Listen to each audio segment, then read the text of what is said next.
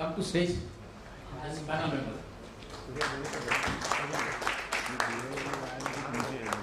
I'll also request Mr. Tiwari.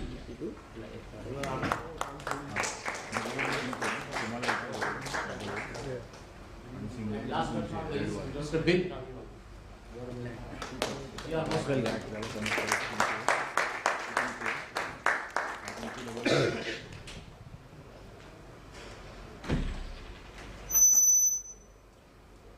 I request my panel members to give one by one their own introduction in brief words, so that we can start after their introduction to us. I'll request you. Yes, sir. I am going to request Mr. Doshi also, who is going to be a great help to me.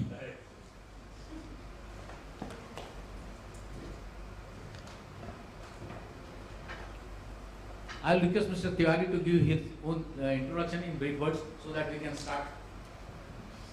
Good afternoon. My name is Arun Tiwari. I'm from ISJEC Heavy Engineering Limited, having experience in this boiler field around close to 30 years, all together with boiler manufacturer. First 10 years with Hermax, last 18-20 years with ISJEC.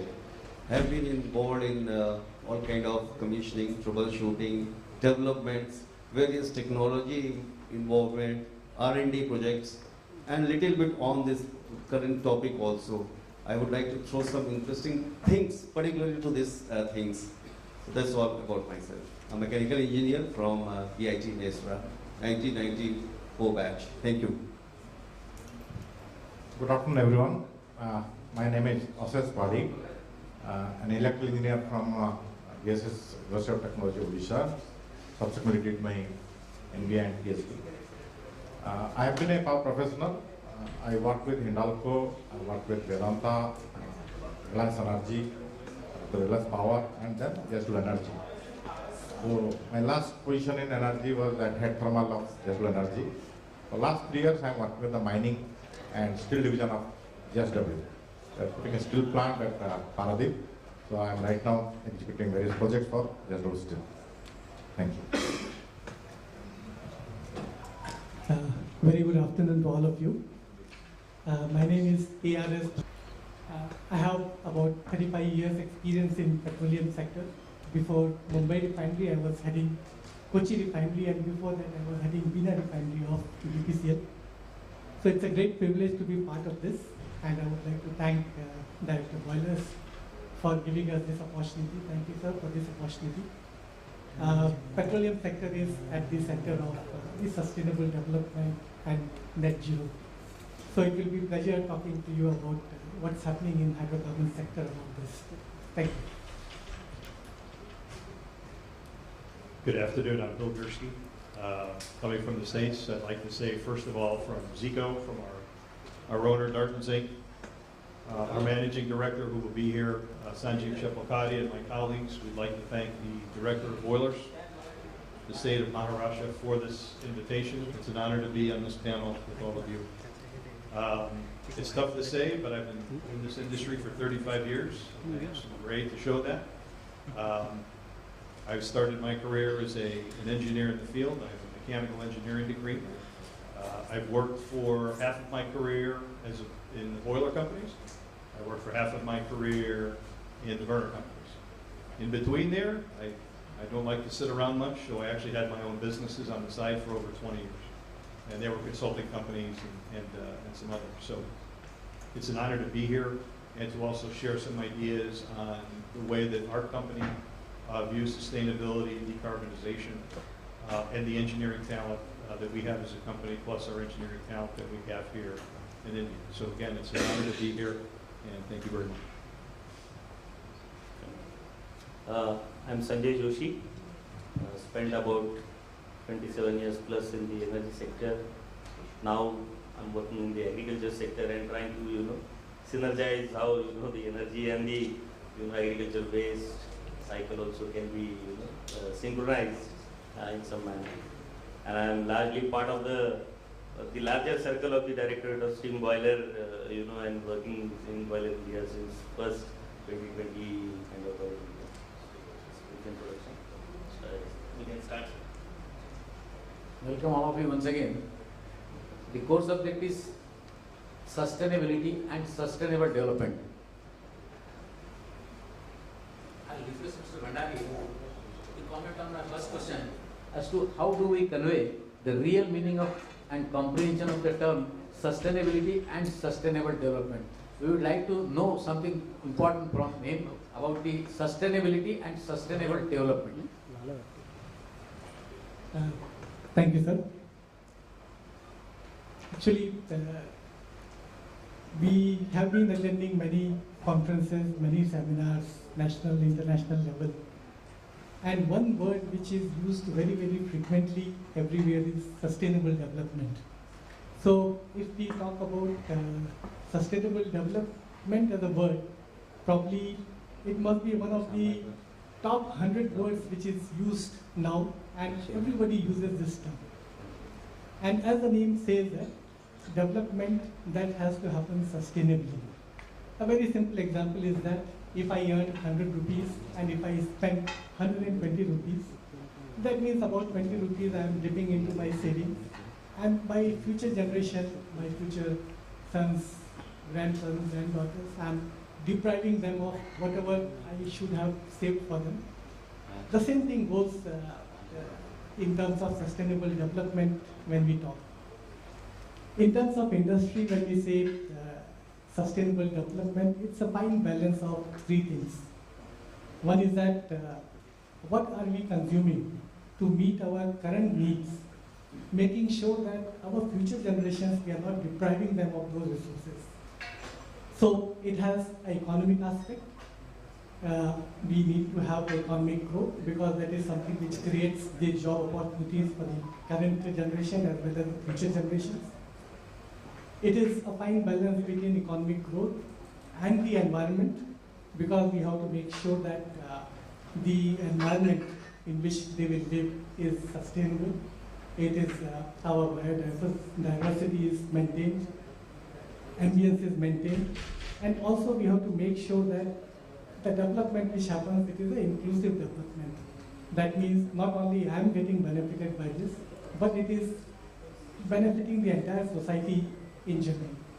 So the sustainable development means economic growth while ensuring that the environment sustainability and the social inclusion. So in simple terms, this is what I mean by sustainable development. Sir, my second question also goes to you only. The question is, what is per capita energy consumption and its relation with development as such? Per capita energy consumption and development. So sustainable development, any development comes at a cost. That means the development is for improving the living standards of our own people, living standards of the society. And any development happens at a cost. That means there will be some industrial activity involved with this. There will be some social activity, services which will be involved with this. So there is bound to be some kind of energy consumption coupled with the development. And there is a correlation between the GDP and the energy consumption, which we call the energy intensity or energy elasticity. That means if GDP grows by a certain percentage, what is our energy consumption growing at that rate? So as countries develop more and more, as the advancement in the technologies happen, this kind of correlation we see that for every 1% of GDP added, the requirement of corresponding energy consumptions comes down. For a developing country like India, right now this proportion is quite high. So sustainable development is one aim which tries to decouple the growth of the utilization of energy with the development. How do we make sure that the development which is happening is sustainable? Our consumption of energy, other resources does not increase to that extent that it becomes unsustainable for the future generation. So for this, the entire sustainable development, the debate which is going on and the aggressive work which is happening, the only objective for this is that how do we decouple these two things so that we have growth without having impact on the environment, ensuring that the society in general is getting benefited by this. So, so this is what I mean. Impact of the environment is the most important thing, which I think that we have to give much more attention from pollution point of view. The pollution, that of the air, water and soil and all these things. That is now my third question is, what is the relation between sustainable development and carbon footprint? I request Mr. Padini to comment on this. Thank you, sir. Taking a question and taking cue from what Alex have just said. If for a process or a technology to be sustainable, it has to meet, in my opinion, 3-4 criteria. One is that it should be sustainable resource-wise. It should not be depleting all resources very quickly, so leave it for the future. It should be sustainable environment-wise. It should not be putting whole burden on the society because of a particular technology. It should be sustainable socially. It should not be socially disruptive. It should not create a problem for the whole society. It should be also sustainable financially. It should be affordable by one all in the society. So, talking about heat and steam industry, relevance of it, or talking about to very plain coal-based power plant, I think we're up against a huge task. Let us face the fact that coal-based power plants, they are highly inefficient. Whatever you do, Rankine cycle tells you that about 60% of input what you give has to be rejected to the atmosphere.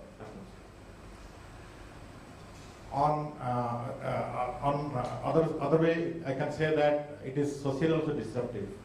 Sometimes I wonder, when out of these three, which one the country will run out first? Is it the coal, is it the oil, or is it water? What do you think? What do you think, sir? Water. Future may, reality is coming that already there are many cases where farmers have stopped power plant operation because of water variation. So socially it's not disruptive and this is a big challenge for coal plants. Now looking at financially also, all kinds of burdens are put on coal power plant.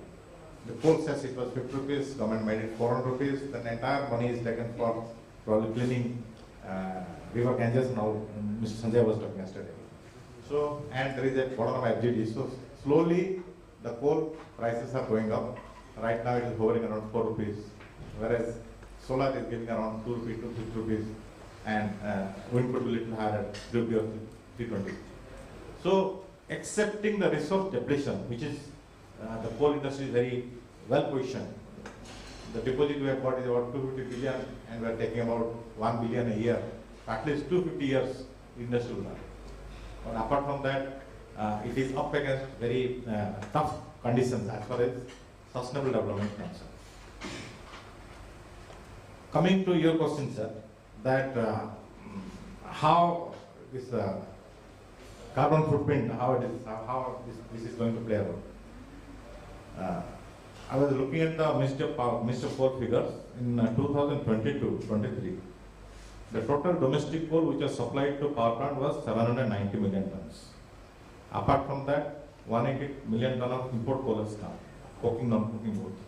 If I don't know the figure, but if I take more than 60 million tons, that means 850 million tons is only coal consumption in 2 years back. And today it must have 900 plus, close to 1,000.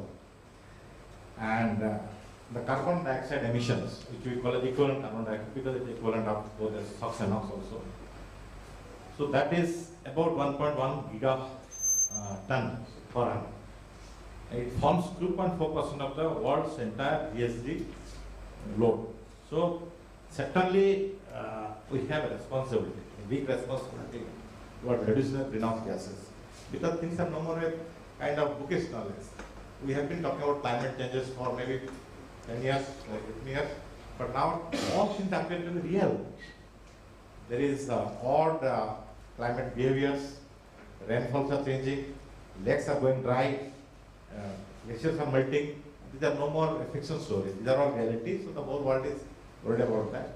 And in due course of the discussion, I can narrate what steps the coal industry or the thermal plants are taking to reduce the GHG emissions.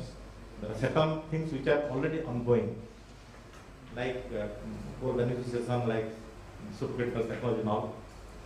These all things we can talk about. And there are certain upcoming things, carbon capture, or for that matter IGCC operation, or blending with biomass. So in due course we will discuss about that. Thank you. Thank you, sir. Now I will request Mr. Joshi to comment on this particular statement that sustainable development cannot be achieved unless we target to reduce greenhouse gases. Obviously, everyone's effort is to contribute to the benign climate and reduce. In some of the other form, I guess everyone in the industry today is conscious of the changing environment and tries to contribute how they can reduce the emission. But of course, there are certain limitations, and the industry is still evolving. So let's say, for example, the hydrocarbon industry, today. If we look at energy as a wider definition, not only power but the other. So we are seeing that the 10% blending, 20% blending of the ethanol, government is trying hard. But there are obviously competing pressures, and so. But I think that needs to be widened, because the hydrocarbon is not only from the automobile industry, but there are a lot of industrial, which uses diesel, furnace oil, so how we can make that also as a conscious efforts towards the industrial fuel usage, if we can make it a more greener. Automobile, of course, there is a larger part, but in this part also we need to focus. And I mean, in the due course, I would like to know, from Mr. Bhandari also, what, as a, since he is being part of a BPCL as a larger hydrocarbon player in the country, how we are looking, towards this to make industrial fuel supply, the liquid fuel supply also make more greener, which will help ultimately in reducing the gas. There is a huge amount of usage, and that's where I think the emission. What I mean is that the sustainable movement is the how we can mix the green technologies with the conventional fuels. That is what the real movement. And we are not going to achieve on day one the 100% green fuel in near future. It will be we have to balance the natural resources, whatever are available with us, at an affordable cost. So that's my primary take on this. Thank you, sir. My next question is Mr. Tiwari. I will request him to put his comment on the sustainable development with high efficiency boilers and combustion equipments. Okay. Before we take it to the real sense, I would like to start with a very basic sense. I mean, this topic is the steam. Basically, when I passed out from my engineering and I joined as a graduate engineer trainee in Hindalco Industries, Renukoot. Okay, तो वहाँ पे मेरे को power plant दिया गया, boiler एक graduate engineer trainee को boiler में काम करेंगे. So anyway, first I went to my house. हम लोग एक मीडियोकर फैमिली से हैं, तो मैंने अपनी मदर को बोला हाँ मैं इंजीनियर बन गया और मुझे बॉयलर में काम करने को दिया गया है. Yeah, I know. So my mother asked, boiler क्या करता है? So बॉयलर क्या है? So I said कि it converts water into steam. इसमें कौन सी बड़ी बात? What is so great in that? हमारे घरों में भी तो आप लोग मैं दिखाता हूँ. I mean just very simple. So ultimately the things it starts from the very basic. आपको you want to convert a steam, you heat the water and you will get the steam. The real question is heat part. The comes to the heat part. From where this heat is going to come. That's why everything is, what we are talking about that, everything is from that. So converting from the water to steam is heat is required, and the way the fuel is requirement comes into the picture. When the first boiler may be made, I mean that time coal was plenty available and carbon was the highlighted point. That is, the trend is now shifting towards C. H is slowly will be replacing the C part. So from the boiler manufacturing point of view, say it's very important because you have to burn the fuel. Fuel means highest efficient boiler means less quantity of fuel is going to be burned. That means less CO2 or less emission is going to be given, emitted from that. So, from the boiler manufacturing side, as such, necessity is the mother of invention. Whatever fuel which is available, depending upon that, whatever technology which is there, if you see for the past 30, 40 years, there are certain technologies which were there, pulverized coal, traveling rate, and over the years, AFBC boilers, CFBC boilers have come into the picture, and right now the trend is how to burn all those biomasses. That is a although biomass that way is very easy, burn the biomass and you will get everything that way. But yes, biomass boilers, burning is a very tricky thing because it requires a lot of things. Ash is very challenging that way. Take the very small example of slop, vinasse, which is emerging from the molasses industry. This particular technology is Indian driven only because of the Mr. Modi's initiative to blend 20% ethanol in the petrol. The vinasse itself is very corrosive, very harmful, but so government said that you cannot throw it out. So ultimately it is to be burned in the boiler. The first boiler, maybe 10 years back, it was designed, the boiler was working for maybe 15-20 days. Now the development, overall boiler manufacturers, users come forward and understood the fuel and finally the boilers are running 250 days. So coming back to the real topic, definitely high efficient boiler are the core thing in terms of the pollution because high efficient means you're going to burn lesser and lesser fuel, that means lesser and lesser gas, CO2 gases and other emissions are going to there. We are there. There are certain limitations of the technologies, but day by day that is improving. Another very critical aspect which I want to touch upon there, technology is one part, but if you talk, suppose as a boiler manufacturer, I have designed a boiler with say 80% efficiency, and the operating team, which is a key function, they are operating at 79%. Just I'm giving you an example. Although it's hardly 1% efficiency is in their role, their hand. But that 1% can be a huge number in terms of fuel saving as well in terms of the pollution and that's what. So with this forum, of course, all the trees are there. I also want to take importance of those operators which are operating the boilers, take due advantage of that and train them. Boiler manufacturers are coming up for that. Give them all kind of training so that that 1% efficiency, which is very key thing for reducing the fuel efficiency, fuel consumption and carbon. So we are there for using the high pressure, high efficient boiler, using different technologies. We all manufacturers, including ISJEC, are there. Biomass is a challenging, definitely not from the combustion point of view, but availability point of view also. So such question of your role is, a question which you put up is role of high efficient boiler is definitely is very much there. So we are there. Day by day the efficiencies are reduced, losses are being reduced by reducing the back-end temperature, by reducing the urban carbon losses using different finer technologies, say oil and gas, different kind of burners are coming up, different kind of grades are coming up, fluidization systems are coming up, so we are there up to that. Thank you, Mr. Tiwari. Mr. Joshi has got huge experience in operation of power boilers. He was there with MSB for quite a long period and then he was a leader with a big other power company. I will request him to answer the same question, that sustainable development with high efficiency boilers and combustion equipment. What is his take on that? So rather than me speaking, so I heard Bill's session yesterday, conversion of fuel, and today morning's Mr. Anjani Kumar Sinha's, the flexi operation, the challenges of bundling of renewable energy and the conventional power. So I think it's a bit of a dichotomy that we are setting up the larger efficient systems, supercritical, ultra supercritical, but at the same time we are facing the challenge of operating them at a lower level. So on one side we are setting up the high capex a high efficient system, but once we back down or operate at a lower, it loses the efficiency.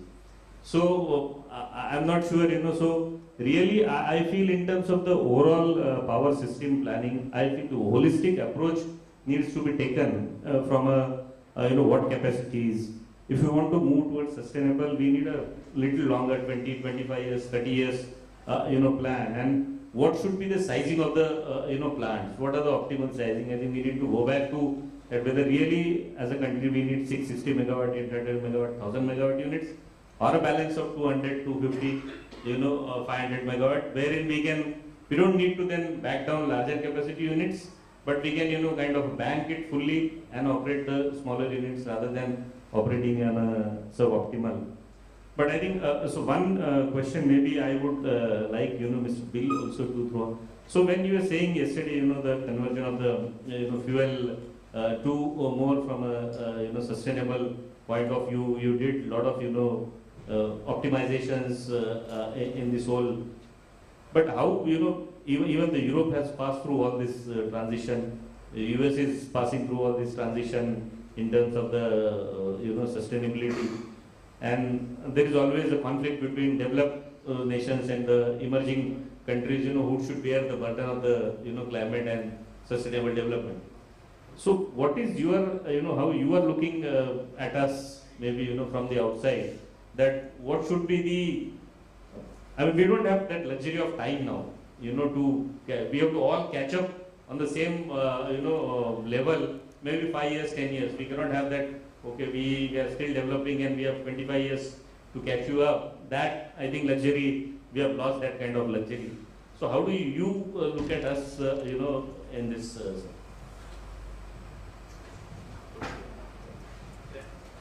Thank you for that question.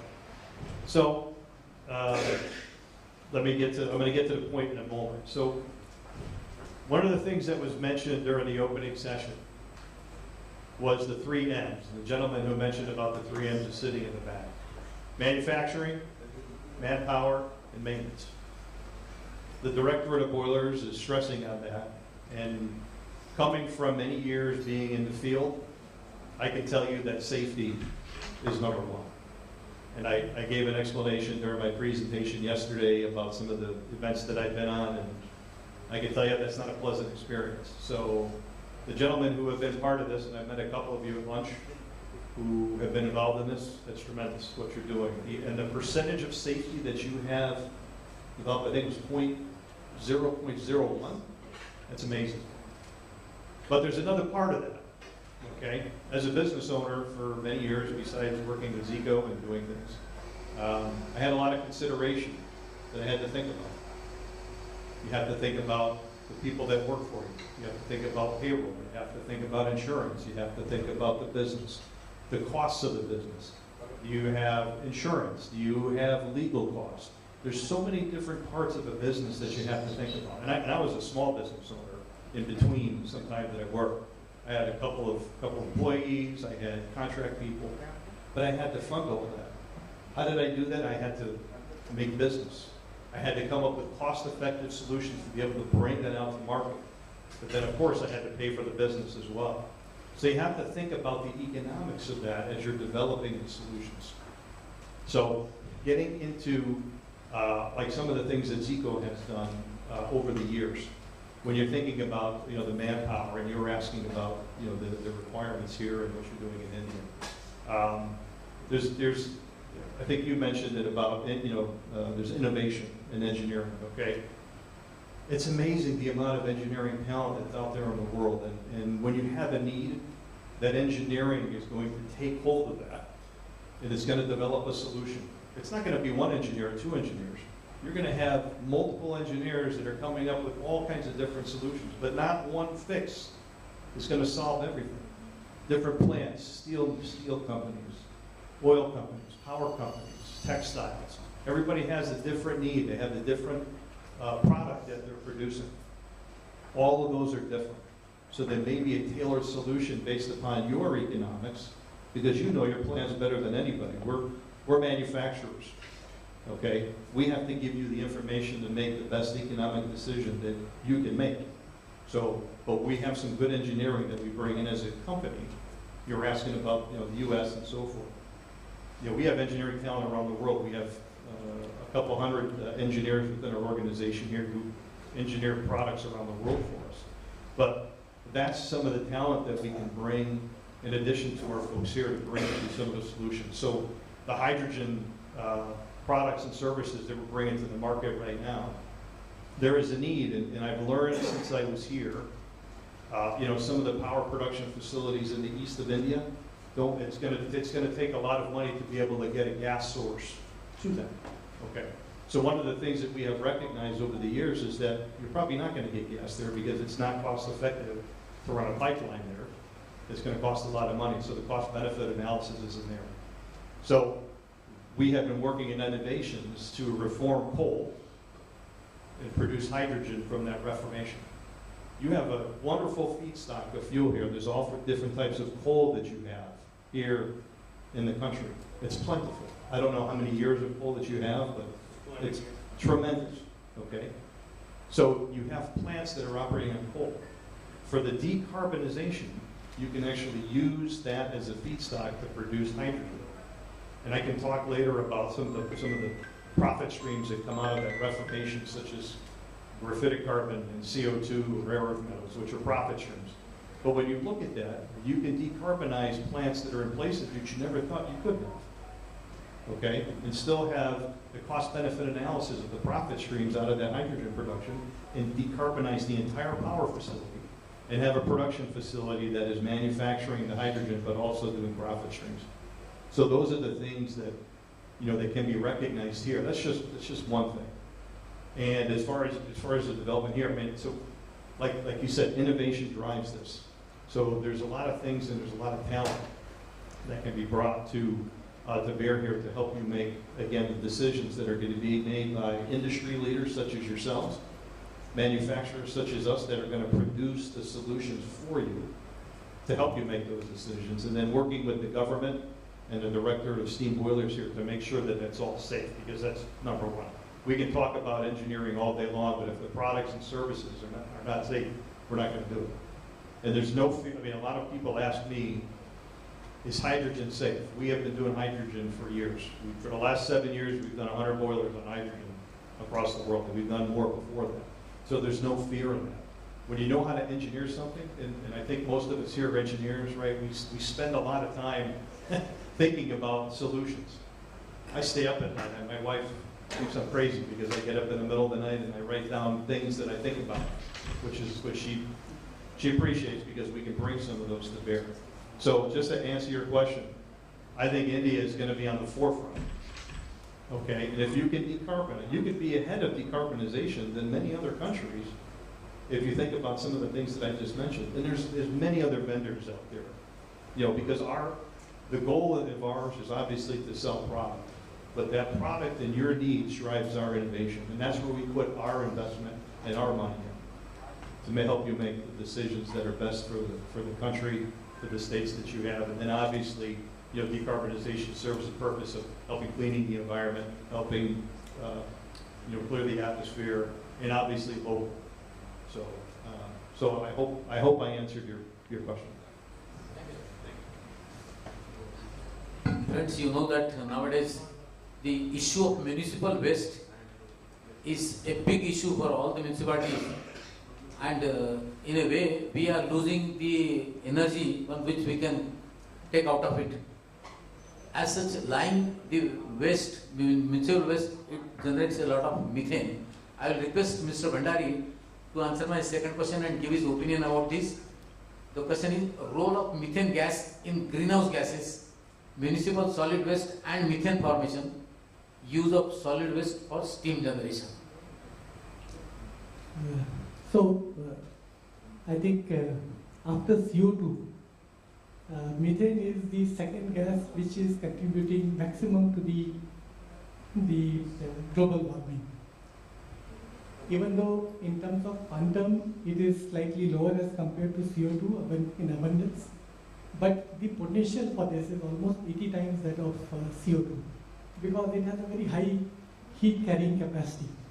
So this is one component of the atmospheric gases, which is leading to the maximum amount of global warming. So it is very important to isolate this component from the atmosphere so that the impact of warming can be minimized. So what are the sources from which the methane normally comes to atmosphere? We have three main sources. One is the human activity. Like we do many activities because of which methane is generated. Second is agriculture and industrial activities, which also contribute quite a lot to methane. Many approaches are being taken.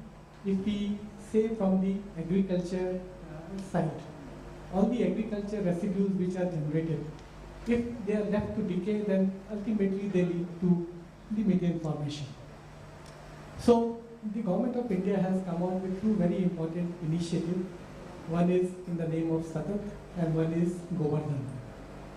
So these two initiatives, they envisage setting up of a number of the compressed biogas plants utilizing these as feedstocks. So all the agriculture waste which is coming from the field, also the waste which is coming from the municipal solid waste, that also has a lot of organic matter in that, and which also ultimately is leading to kind of a methane formation. And not only that, the kind of the other hazards which it creates, these are all well known. We know that garbage dumps catching fire and the kind of pollution which emits, sometimes these endanger the entire city itself. So, in line with the government of policy which is related to Govardhan and Sadat, the oil industry and almost all the industry, they have taken up certain projects. And for example, for BPCL, we have taken a target that we will be setting up more than 300 compressed biogas plants which will be utilizing agriculture waste and municipal solid waste as a feedstock. Right now, 28 of these things are under construction, and these will be utilizing the animal manure, these will be utilizing the all kinds of agriculture waste.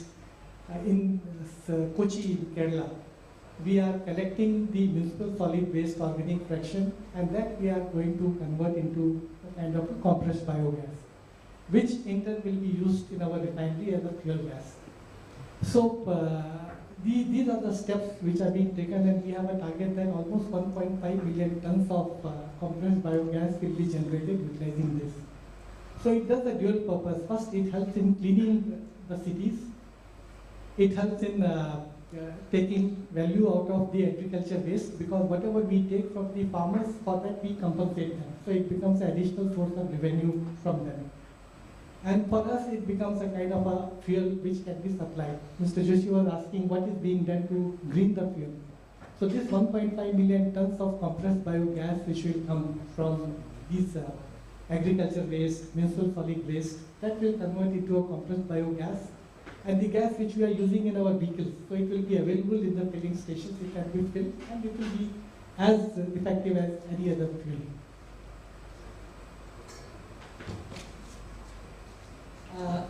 I think you also asked what are the other things which are being done to green the fuels which we are generating. Compressed biogas is one such initiative. And we have a mandate that we have to reach a level of 5%. That means the entire city, the gas which is being supplied through the city distribution systems, the entire gas which is being sold in the petrol pumps, 5% of that by the year 27-28, we need to reach a level of, we need to utilize the compressed biogas for that. So good amount of this green fuel will be available. Second thing we touched upon is that almost 12% of the petrol which is today available in the market, that is coming from the ethanol. So it is blended with ethanol, and 12% of the petrol which everybody is buying, that is having ethanol in that. For that, kind of a ethanol revolution has taken place in the country. All kinds of grains which used to decay in the granaries, now everything is being put for the generation of ethanol. And Now there is a target to take it up to 20% by end of 25. That means huge amount of agriculture waste which was there, which is getting converted into ethanol, and 20% of the petrol which is being consumed in the country, that will come from the ethanol which is from the agriculture waste and any other source. So these biogenic fuels are there. Similar kind of mandate or efforts are going on that how do we make diesel more greener. So the biodiesel, which the technology is very well established, the availability of feedstock, which was a concern till some time, but with a lot of initiatives taken by the government, feedstocks are now available. So diesel also will have certain component of green component in that. So on the fueling scale, that how do we make the fuel which is available across the nation more greener, these are the efforts which have been taken by the oil industry. Thank you, sir. I will ask my participants to ask if they want to ask any questions to the Galaxy of the experts sitting over here. You have any questions or should go ahead? Go ahead. I think we can make a little bit of a free-flowing discussion, maybe, so everyone has one round, so if we can start with yes. Sir has mentioned about the various kind of feedstock. That's very interesting thing, because biomass as such is something which is being talked everywhere. But you see, availability of biomass, particularly while using in the boilers, is that getting that biomass itself is a very big challenge. I'm not talking about the big thermal power plants. I'm talking about the even small boilers, 100 and 50 ton boiler. That is number one. Second thing, sir has mentioned about the policy of that ethanol. I mean, blending into that. There are two ways of making ethanol right now in distilleries. One is of course grain based. Another which sugar industries are doing is from the molasses base. Of course, ethanol is being produced, but at the same time, another pollutant which is being generated, I'm talking about that. Because everything which is one positive is coming, there is also a negative is also coming. That's what I mentioned. For producing 1 liter of ethanol, you are producing 13 liter of waste, which is a liquid only, which is called as a spent wash. When it is thrown to the atmosphere, it will eat away your earth and all. That's how the technology, I mean, we as a boiler manufacturer came forward and said, okay, instead of throwing it into the pond or fields, we'll burn this. This has some calorific value. That's what. So industry is always there. Over the last 10-15 years, those are being burned. Second case of, I'm talking about the boilers in terms of the pollution. That paddy, which in Haryana used to burn, farmers used to burn, and all the Delhi, I'm from the Delhi, so I know what happens during the Diwali days, almost choked everything. It's very difficult to breathe. So boiler manufacturer came. There were a lot of alternates for the paddy to be used by this way or that way, but the technology was not there, good technology to burn as a fuel, feedstock point of view. But right now there are technology established for burning that paddy in a very efficient way, reciprocating great technology. Various alternates are there, we are always there. I mean, over the past few years, if you take the reports, the kind of fuel being burned to get that heat for producing steam, number of fuels have come. So as such feedstock, a lot of things are there. The only question is availability throughout the years. A boiler, I can say a boiler which we have designed is firing 25 different kind of biomass fuel. Because in the January they get mungfali chilka, in the February they get this. Challenge, it's a challenge, although burning is very simple way, but it's after effect into the boiler, a lot of things goes into that. But yes, boiler manufacturers are coming forward. You take the fuel, we will devise a technology, we will improve the technology to burn that in a very efficient way. That's what I want to say. The boilers are there, boilers are going to be there because industry requires steam and power to grow over the years.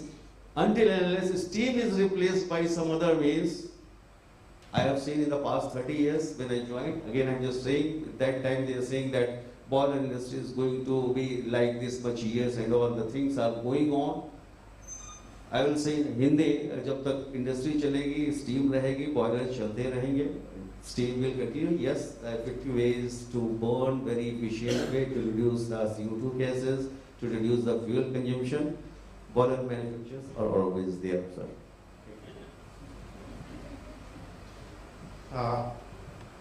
I think we as a country have got a couple of big problems in hand. One is that we are very slow to adopt new technology. I was just looking at one data from Minister of Power that by 31st March last year, 23, we had just 2 units of supercritical, 91 units of supercritical creating 63 odd gigawatts, rest all are subcritical. So when we talk of boiler efficiency, I will one step ahead and I will talk about the cycle efficiency of the plant. So the subcritical unit will give at best 38% efficiency. Supercritical, which uses maybe 220 or 230 bar and something around 600 temperature, they have already demonstrated to be 42. 42 is the best we have got in one of the plant in China. And ultra supercritical, which is now I think Adani is getting from a dozen of 800 megawatt units, they will operate around 650 above temperature, close to 700, and they already demonstrated 48.7% China, and one in Japan 49%. This is the best we've got. 49% is amazing figure. So, as a country, our entire technology selection has been skewed. We have got less than 1% of ultra supercritical, 16% of supercritical, critical supercritical, and a massive 73% of subcritical. So, as a country, I am looking at the average efficiency of the thermal plants. Japan stands best. It is at 43. It is 40. Sorry, I get wrong. It is 41. Overall, I am talking. It's 41% for Japan, 39 for China, and we are at 36. World average is 35. Another interesting figure is that when the cycle efficiency, overall efficiency is increasing by 1%, then emission is straight up cut by 2 to 3%. So if I substitute one subcritical, which has got 38% efficiency, with the supercritical which has got 42%, then I am increasing by 4%, I am cutting down GSG by straight 8%. And if I substitute with the ultra supercritical, which has got 49%, then near about 10% jump I get, so 20% GSG I got. So as a country, I think the biggest challenge right now is how quickly we replace these subcritical plants with supercritical or ultra supercritical. Now let me give one anecdote here. I started my career in 92 with a small unit of 67 megawatts. And interestingly, just now I came to know that he also started career with the same unit. It was IJT boiler, technology supplier Australia, India's first CBC boiler. It was commissioned in 94. Those days, 67 used to be very big one. Nalco had set up 120 megawatt units, each 10 into 120 megawatts. Subsequently, Raichur and OPGC came to 220 megawatt. So 67 used to be the normal size. Last month I met the plant head. I asked him, boss, कब change करो आपने unit? He said, why should we change? ये तो full efficient plant है. जितना तक कोयला डाल देते हैं तो energy मिलते रहते हैं. So the real point we are missing is that there is no incentive for changing this old unit into ultra supercritical or supercritical technology. One of the studies says that there are 34 gigawatt aggregating plants, 34,000 megawatt. They have already government has already identified, which are running at efficiency of 33% and less. They have taken cut off. मैंने जैसा आपको बताया कि world का average 35, हम लोग 36 में है, चाइना 39 में है और ये 41 में जापान. तो इंडिया ने मिनिस्टर पावर ने 33 कट ऑफ करके आइडेंटिफाई किया, तो उसमें 34 gigawatt size capacity. And they saw that if they replace with supercritical, not even ultra supercritical, then about 20 million tons, at least the word is at least 20 million tons of coal will be saved. And when it is 20 million tons of coal saving, at least 50 million tons of carbon dioxide. So this is going to save. My point is, quickly we should change it. And government is taking, again I come back to the same point, 400 rupees per cess. You keep a little bit, and if that money can be turned as a PLI scheme, that can be maybe recommended by director to government, then these small inefficient units will get some incentive, motivation to change it. Hello. Excuse me. Hello. Yeah. I had a question to all of you guys. I mean, in the manufacturing sector, we see the government giving PLI incentives to enhance manufacturing activity in India. Simultaneously, the government is, I mean, India is also a signatory to the climate protocol and whatnot. So, if you have to move towards decarbonized fuels, shouldn't there be some incentive from the government to the end users? Because if it's going to be only pure economics, then carbon fuels, cheapest cost, will always be there. But unless there is incentive from the government to move towards more better decarbonized fuels, do you think that there should be something on that from the policy owners for this? Sir, may I know what the fuel you have in mind, alternative fuel? What the fuel you want? So for example, Mr. Bhandari would be, I'm sure as a byproduct, the refineries produce a lot of hydrogen. And that hydrogen could be a potential fuel.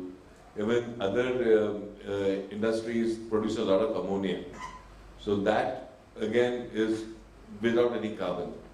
So there are these fuels which can give you energy, but simultaneously less carbon emissions. That's what I mean by decarbonized fuels.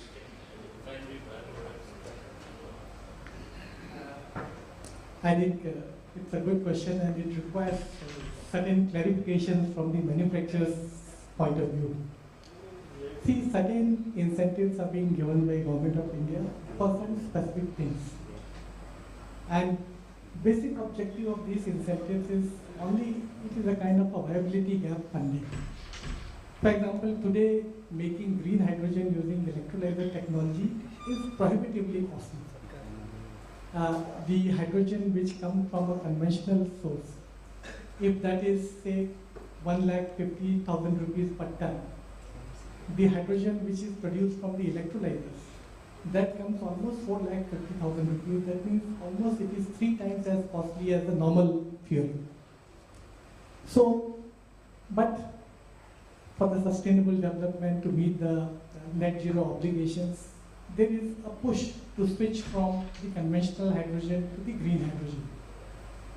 So, to bridge part of this gap, almost 70-80% hit is taken by the industry, and government gives some kind of a bar that, okay, small thing is available, so you switch over. So this PLI production linked incentive is not a means of making profit for the industry. It is only a viability gap funding for using cleaner, greener technologies to supply fuel which is greener. Also, to add to him, I think at some point of time, as a collectively as an industry, obviously everyone needs a boost, but we need to look at that as everyone's obligation, to move towards more, sustainable development, and rather than looking, at every time to the government. So I think as an industry, we need to come up with a lot of innovative solution, how we can reduce the cost of the, producing either using the ammonia technology or hydrogen. So I remember, a few years back, we were working with MRPL, the petcoke based, the IGCC technology, and to set up a plant in the MRPL, to meet its own requirement. So whether MRPL, so the Mangalore SEZ project which was going on is a very large project, and whether we should set up a coal-based power plant dedicated for Mangalore SEZ, or put up a petcoke based IGCC where. So that point of view, the economics was that the MRPL was saying, no, it is more profitable for me to sell petcoke in the market rather than use it for IGCC. So you set up a coal-based power plant for me, I'll sell petcoke separately. But, so where you are looking at a profit, as a net zero, and that's where this net zero concept will come in, that if everyone wants, so whether you want to make more profit out of selling petcoke or use it that, convert that waste, and put it and become a net zero as a hydrocarbon industry, because, people see today a fuel as a kind of a sin fuel. We are burning so much of petrol, diesel. So can we balance that? And whether making money you can make out of many sources. But that approach, I think every industry should take it. That's my view. So the incentives part here in India, I can't add much to that. But as a vendor, for us, we do a lot of listening. We listen to industry, we listen to the owners. You're the ones that have to spend the money to keep your plants, and the governments are going to try and put together plans for lower emissions and so forth. Because we've listened, and this is in many parts of the world, as I mentioned about some of the technologies. That's why we've kind of looked at this and said, hydrogen production is expensive. And working with a partner that we have developed this technology to produce hydrogen and have profit streams from it, that you can get the cost of hydrogen down to parity with natural gas. And we're working on this right now. So there could be even additional incentives to work that. So each plant is different in the fuel stocks that they have, but there is that potential. We're also working with another partner on ammonia. You mentioned ammonia as well. So we're looking at how that can be processed, and look at the chemistry of ammonia, and how that can be, it can be sick. We've burned hydrogen and ammonia for many years. But it's a matter of the emissions. How does it interact in a boiler like you have for ISJET? Okay? Is there with the engineering panel, how do you put the hydrogen in a boiler? How do you design the boiler for ammonia? How do you put those two systems together to work reliably? Get 99.9% reliability and available to generate power and to make steel, to make oil, and all the rest of it. That's all part of it. So it's all part of the innovation. Okay? So that's kind of what we've been doing for many years as a vendor. We listen. So we try and work with the manufacturers such as ISJET and others to put these together as a harmonized system, to put them into the plants to generate reliable steam at a high efficiency.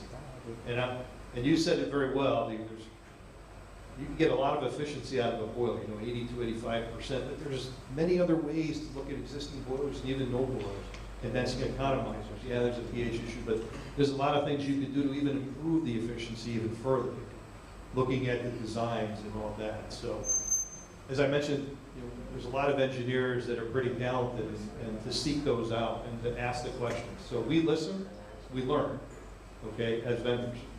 Okay, that's the most important thing. And we put our money into the innovations to provide the products for you so you can make the right decisions. But that's kind of what you were saying about, and again, I can't answer the incentives, but those two things we're trying to innovate to help make the decision easier. And last but not least, the emissions part of it. There's a statement that's made, it's called BACT, Best Available Control Technology. Okay, so the ability to get the lowest emissions in a boiler, because every boiler is unique unto itself. And how is that emissions going to be generated on the different fuels, whether it's biomass, if it's blast furnace gas, coke oven gas, pet coke, as you mentioned, pulverized coal. There's a lot of different ways to drive emissions now. But manufacturers like ISJET and burner manufacturers like Zico and our owner, Dr. Zico, we've been putting a lot of time and money into the designs of these to bring these out to benefit the industry, especially here in India. That's the reason we have the talent here. So sorry it took a little bit longer, but these are things that you have to consider. And there's a lot of things you can do here to get the best emissions with the best efficiency and make the best economic decisions.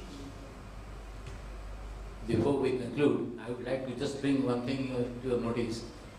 That all of us know that ethanol is being used to a great extent, from 5%, 10% to we are planning it for 20%. And there are so many resources of ethanol making, like C molasses and Vvip and other molasses, even right from juice also. And there is a kind of differential price policy for ethanol. But just I mentioned that ethanol itself, making ethanol itself has got a big amount of carbon footprint, and that is not being taken care. My request to the government is that those plants which are burning their spent wash by concentration, they should be given some more subsidy or some more pricing, so that this very issue of spent wash is answered properly. There are lot many technologies being developed in Maharashtra also for burning of spent wash, concentrating the spent wash before it is burned, and thereby generating steam as well as power. So that asks for lot many capital, and then it is not being compensated by the government as in the differential pricing policy. I would like to request government also to look on this and give a better differential pricing policies for those plants who are burning their spent wash and generating their own steam and heat and power. Thank you. Sir, I mean, gentleman who asked the question, sir, to answer you, quick 5 minutes. One is hydrogen you talked about. The best price we are getting on hydrogen is about 300 rupees per kg of hydrogen. That's it. Now the hydrogen has got a heat value of 33 kilowatt hour. So 1 kg of hydrogen will give you around 30 kilowatt hour, 30 units. The price is around 10, right? 300 rupees you spend, get 30 kilowatt hour, 10 rupees. But more than that, what is important? The scale.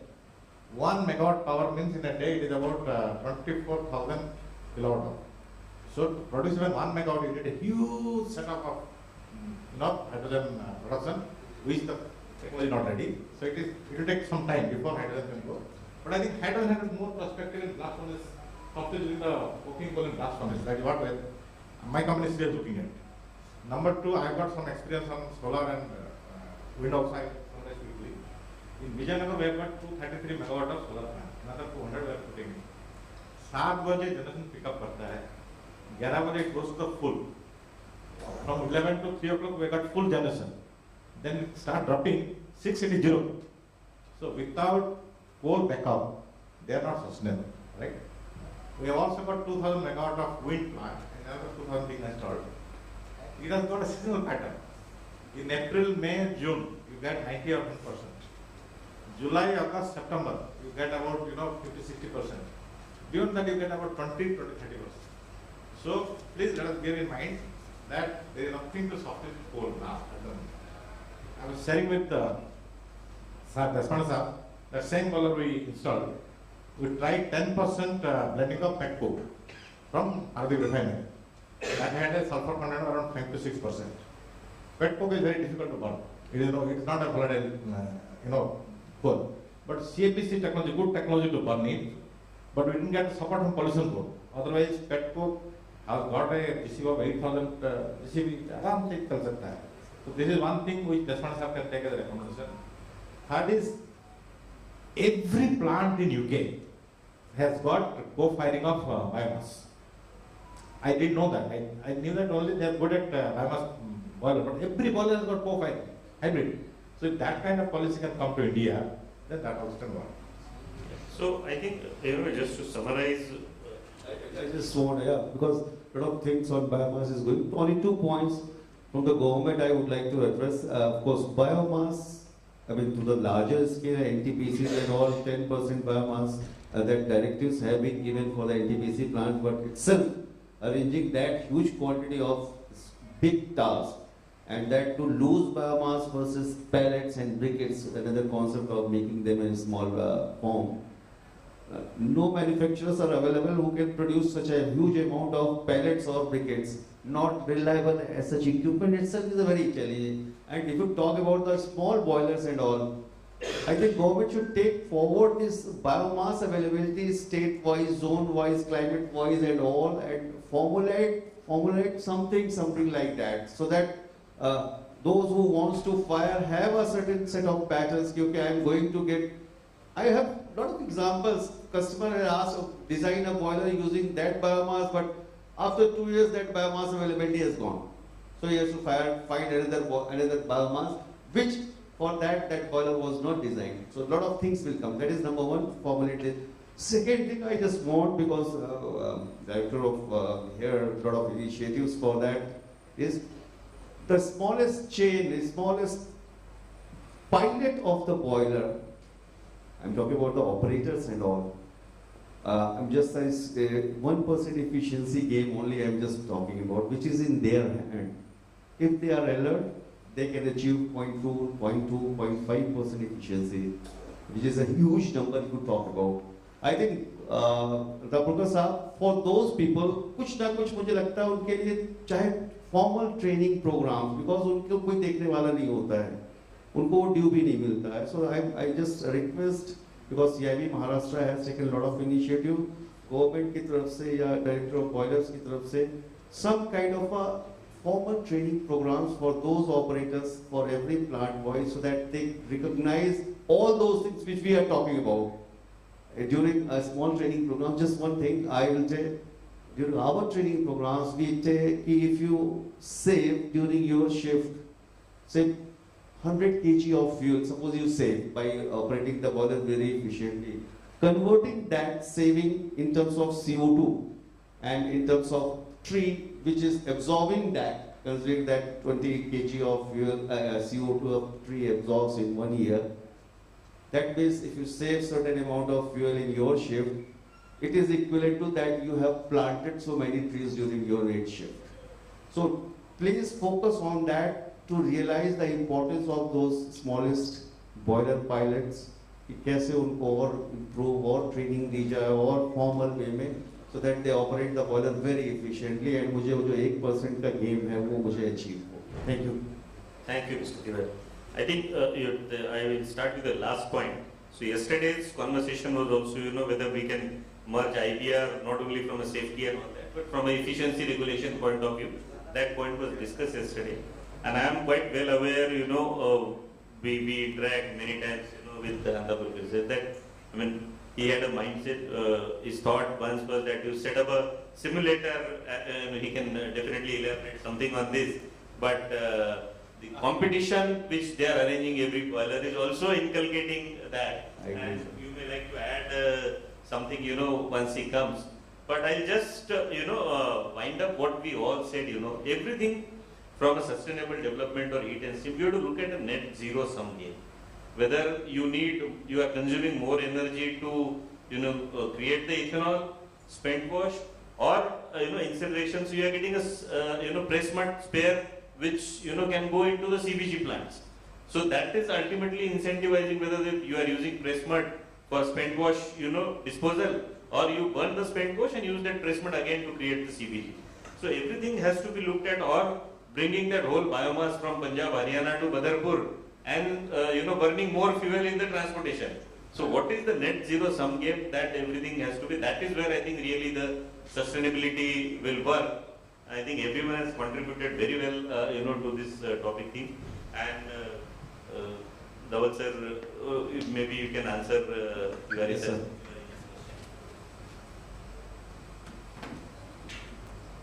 Yes, please. Yes.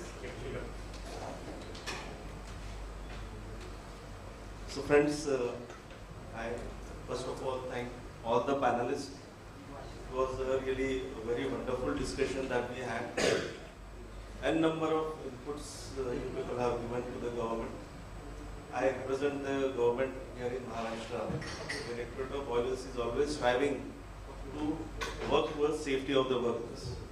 But now that, as Tiwari ji has rightly said, why not we should look into the efficiency part also. Yeah, we are having awareness programs in every region of Maharashtra. But the prime focus of that awareness programs is the safety. But the title of our programs is Safe and Efficient Operation of Boilers. So efficiency has been always a part of that. But the more stress was given on the safety of the boilers. But we also believe that once the boiler is more efficient, it becomes more safer also. So I think you rightly pointed out that the pilots of the boiler who are responsible for giving me the safe boiler.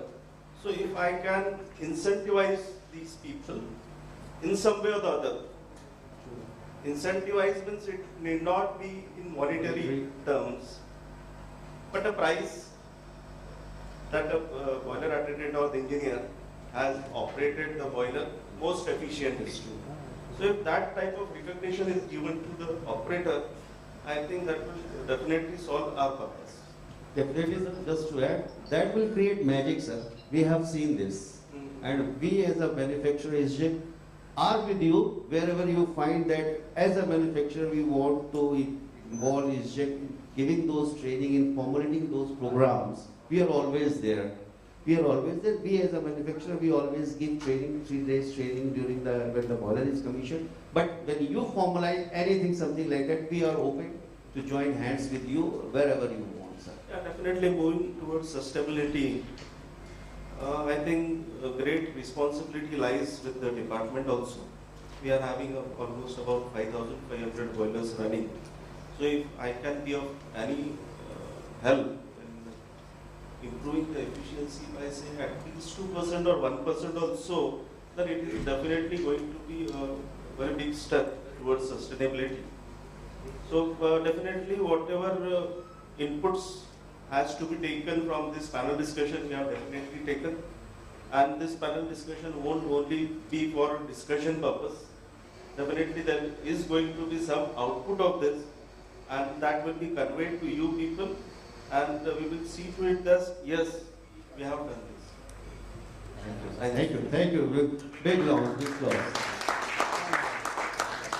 Yeah.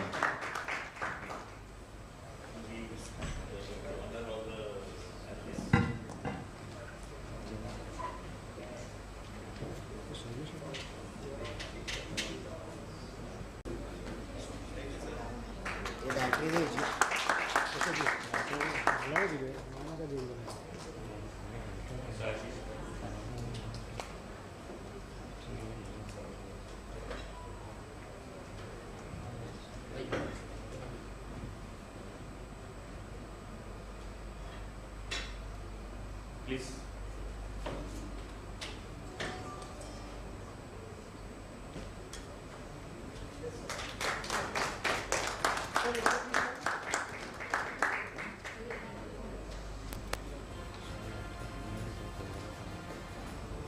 Mr. Bhandari, please.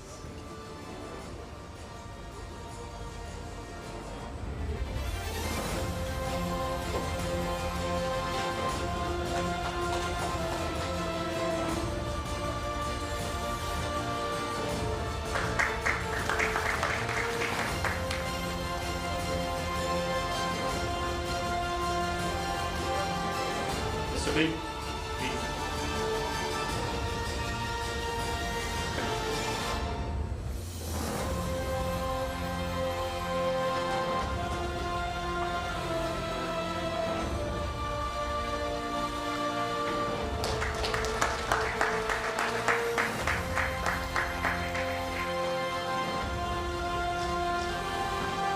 And now to Deshpande sir.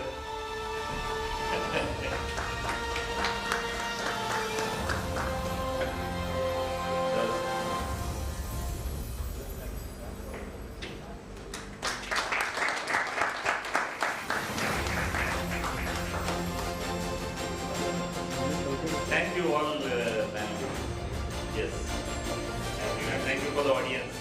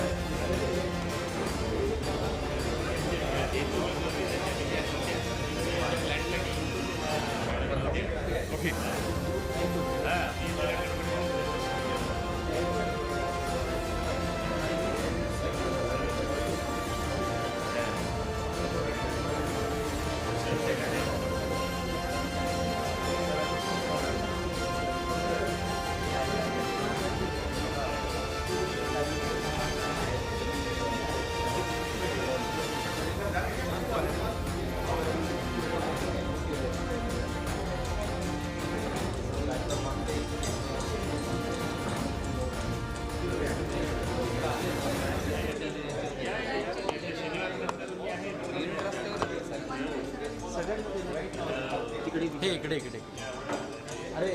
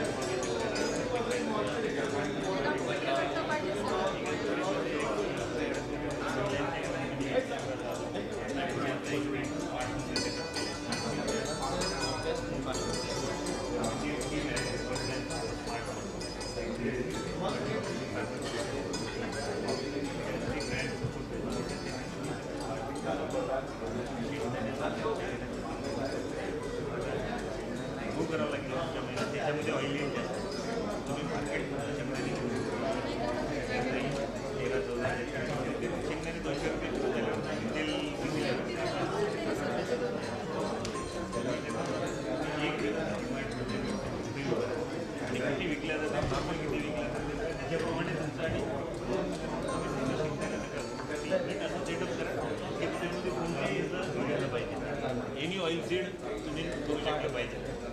Soybean करा,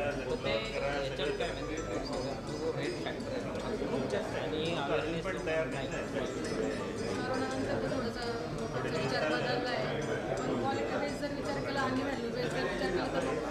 palm oil आणून शकत सगळ्यांना